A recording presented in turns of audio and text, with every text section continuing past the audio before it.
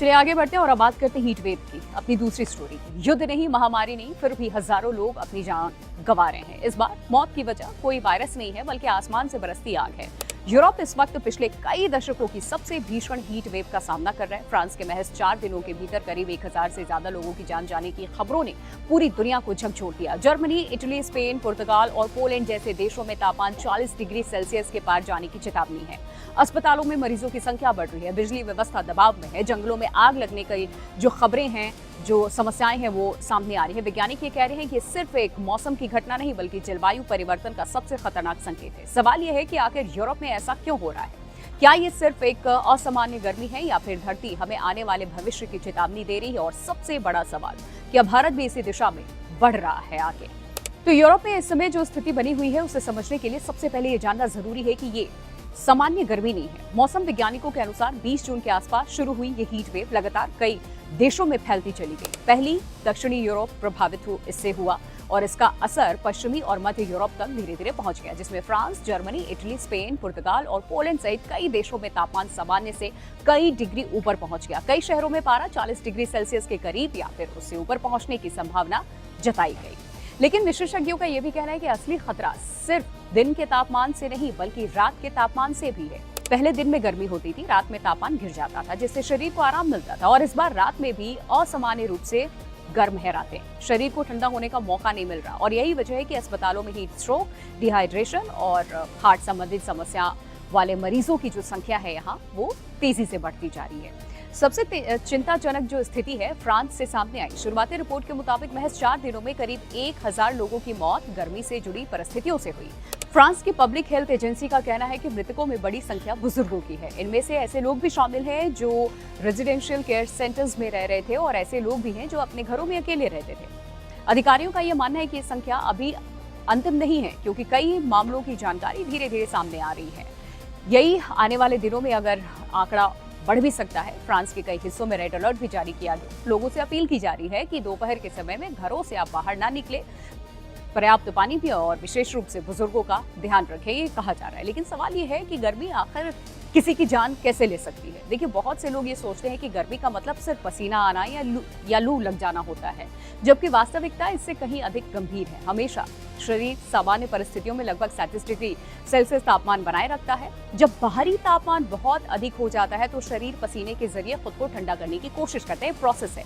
लेकिन अगर हवा में नमी बहुत बढ़ती है, तापमान बहुत ज्यादा हो या रात में भी राहत ना मिले, तो शरीर, ये प्राकृतिक सिस्टम शरीर का जो है काम करना बंद कर देता है। धीरे धीरे शरीर का तापमान बढ़ने लगता है। इसका असर सबसे पहले दिमाग और फिर हार्ट, फिर किडनी पर पड़ता है। व्यक्ति को चक्कर आने लगते हैं, कमजोरी महसूस होती है, ब्लड प्रेशर गिर सकता है और शरीर में पानी की कमी हो जाती है। और अगर समय पर इलाज न मिले तो हीट स्ट्रोक जानलेवा ऐसे ही साबित हो सकता है।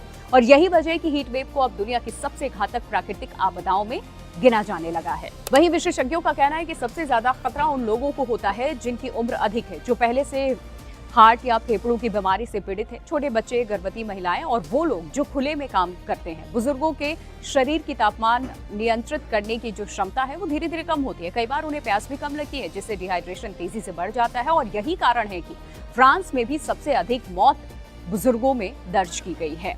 और यूरोप के कई देशों में भी इस भीषण गर्मी का असर सिर्फ स्वास्थ्य सेवाओं तक सीमित नहीं है। बिजली की मांग रिकॉर्ड स्तर पर पहुंच गई है, क्योंकि लगभग हर घर और दफ्तर में एसी चल रहे हैं इस वक्त। बिजली उत्पादन पर भी दबाव ऐसे में लाजमी है बढ़ जाना। कुछ थर्मल और परमाणु बिजली जो प्लांट्स हैं उसको पर्याप्त ठंडा पानी नहीं मिल पा रहा है, क्योंकि नदियों का तापमान भी बढ़ गया है। कई जगह रेल की पटरियां गर्मी के कारण फैलने लगी हैं, जिससे ट्रेनों की गति कम करनी पड़ी है। सड़कें टूट रही हैं और कृषि उत्पाद भी प्रभावित हो रहे हैं। जंगलों में आग लगने का खतरा कई गुना बढ़ गया। यानी कि ये संकट सिर्फ मौसम का नहीं, बल्कि अर्थव्यवस्था, बुनियादी ढांचे और राष्ट्रीय सुरक्षा तक पहुंच चुका है यहाँ। अब सबसे बड़ा सवाल कि क्या ये सब सामान्य प्राकृतिक चक्र का हिस्सा है? वैज्ञानिकों का जवाब है इसको लेकर कि नहीं। दुनिया भर के जलवायु वैज्ञानिकों का ये कहना है कि इंसानों की गतिविधियों के कारण बड़ा जलवायु परिवर्तन इस हीट वेव को कहीं ज्यादा तेज और खतरनाक बना रहा है। औद्योगिक क्रांति के बाद से वातावरण में कार्बन हाइड्रोक्साइड, मीथेन और बाकी ग्रीन हाउस गैसों की मात्रा लगातार बढ़ गई है। ये गैस सूर्य की गर्मी को पृथ्वी के वातावरण में फंसा लेते हैं। नतीजा ये होता है कि पृथ्वी का औसत तापमान धीरे धीरे इससे बढ़ता है। पिछले लगभग 150 सालों में पृथ्वी का औसत तापमान करीब 1.3 डिग्री सेल्सियस बढ़ चुका है।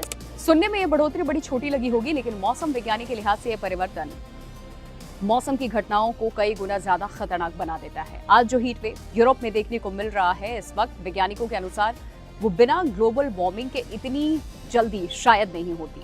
जलवायु परिवर्तन न सिर्फ दिन का तापमान बढ़ा सकती है, बल्कि रातों को भी असामान्य रूप से गर्म बना दिया है और इसी वजह से लोग दिन भर की गर्मी से उबर ही नहीं पाते। और यही कारण है कि स्वास्थ्य विशेषज्ञ ये भी बता रहे हैं कि रात में तापमान सबसे बड़ा खतरा एक साबित हो रहा है शरीर, क्योंकि ठंडा नहीं हो रहा। यूरोप में इससे पहले भी भीषण हीट वेव देखी जा चुकी है। साल 2003 की हीट वेव को इतिहास की सबसे विनाशकारी घटनाओं में गिना जाता है, जब पूरे यूरोप में लगभग 70,000 लोगों की मौत हुई थी।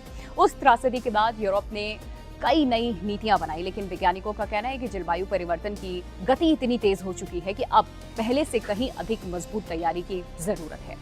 सरकारें फिलहाल आपातकालीन कदम उठा रही हैं। कई देशों में रेड अलर्ट जारी किया गया, कूलिंग सेंटर्स बना दिए गए हैं जहां लोग जाकर के राहत पा सकते हैं। अस्पतालों में अतिरिक्त डॉक्टर और नर्सेज की तैनाती कर दी गई है। स्कूलों का जो समय है बदल दिया गया। कई सार्वजनिक कार्यक्रम रद्द किए गए। बुजुर्गों के लिए विशेष हेल्पलाइन चलाई जा रही है ताकि अकेले रहने वाले लोगों की जो नियमित निगरानी है वो की जा सके। लेकिन विशेषज्ञों का ये कहना है कि इससे तत्काल राहत के उपाय पर है। असली समाधान ग्रीन हाउस गैसों के उत्सर्जन को कम करना और शहरों को जलवायु परिवर्तन के अनुकूल बनाना है। अब सवाल उठता है कि क्या भारत के लिए भी ये एक चेतावनी है? इसका जवाब है बिल्कुल।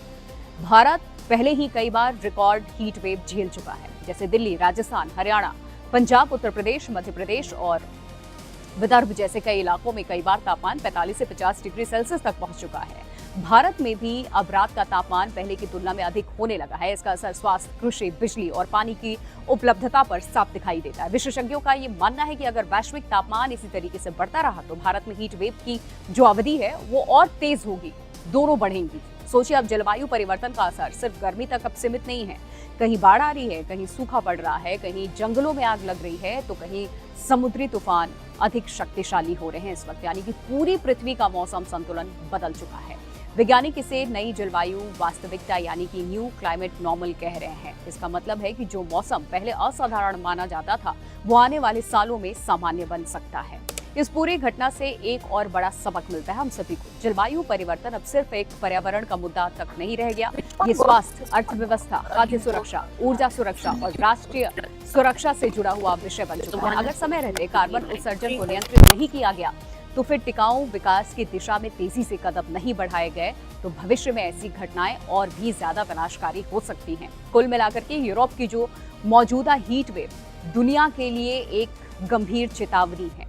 आज फ्रांस में लोग गर्मी से अपनी जान यहां गंवा रहे हैं। कल यही संकट किसी और महाद्वीप में दिखाई दे सकता है। वैज्ञानिक लगातार चेतावनी दे रहे हैं कि जलवायु परिवर्तन की रफ्तार अगर नहीं रुकी तो फिर मौसम की घटनाएं और भी ज्यादा असामान्य होती जाएंगी। सवाल सिर्फ ये नहीं कि इस साल गर्मी कितनी पड़ेगी, असली सवाल ये है कि क्या दुनिया समय रहते अपने विकास और पर्यावरण के बीच में संतुलन बना पाएगी या फिर आने वाली पीढ़ियों को इससे भी ज्यादा खतरनाक और जानलेवा हीट वेव का सामना करना पड़ेगा।